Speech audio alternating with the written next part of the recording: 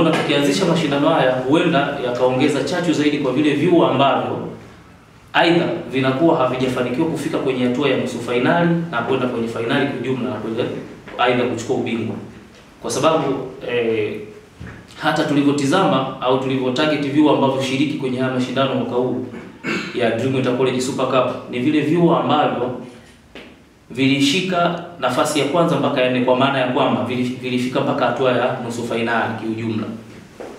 Hata ukienda kuangalia mashindano yetu ya msimu uliopita kwa maana ya 2024 utaona kabisa vyuo ambavyo vimetajwa au vitatajwa hapa ni vile vyuo ambavyo vilishiriki msimu jana na vilishika nafasi ya kwanza mpaka ya 4, kwa maana ya bingwa, makamu bingwa, mshindi wa 3 na hatimaye mshindi wa 4. Mashindano yetu kwanza nitoe taarifa mapema hasa kwa wanavyuo shiriki.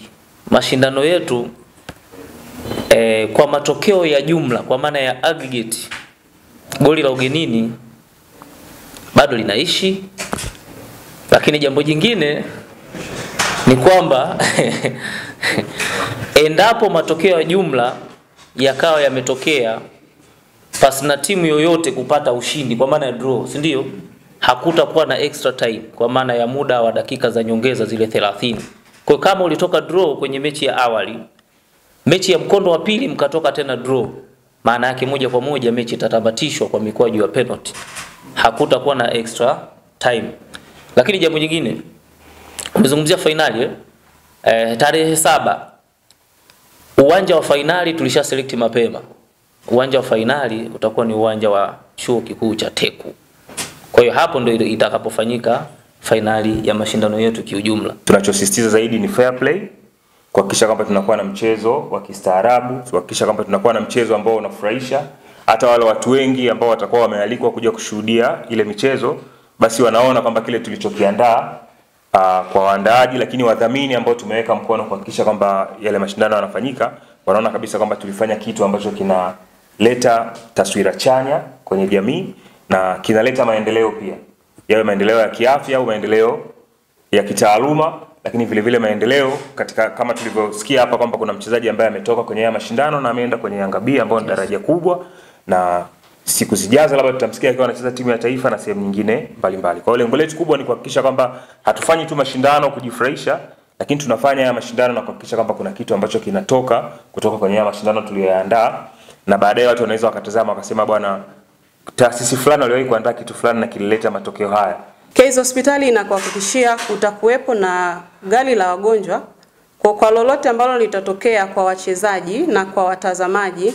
Tuna uhakika wa kupata huduma ya kwanza, lakini kwa lolote lile utakimbizwa kwenye hospitali yetu na kupatiwa matibabu kwa ujumla. Na kitu kingine Case Hospitali ambacho inakifanya, inajenga mahusiano na ushirikiano wa karibu sana na vyuo vyetu hapa jijini Mbeya. Kwa jina naitwa Ibrahim Manyanga, ndio waziri wa michezo, sanaa na burudani chuo cha uhasibu TIA. Tunashukuru sana uongozi wa Dream pamoja na wadhamini wake kwa sababu ni njia ambayo inatufanya sisi vipaji vyetu kuonekana. Naitwa Amiri Hamisi Amri, ni waziri wa michezo chuo kikuu Teofilo Kisanji University Mbeya. Tumepokea vizuri kimaandalizi kwa maana ya kwamba timu iko vizuri kimaandalizi kuanzia kisaikolojia, lakini pia hata kimwili.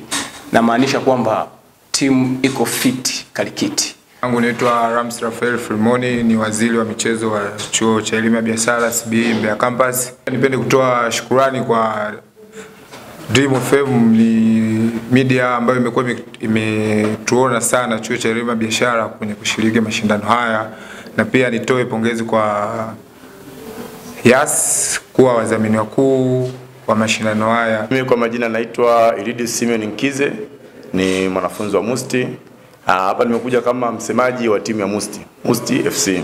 Msimu huu au awamu hii tumejipanga kurekebisha yale makosa ambayo tulikuwa nayo msimu jana na hatimaye tuchukue ubingwa wa ile kombe.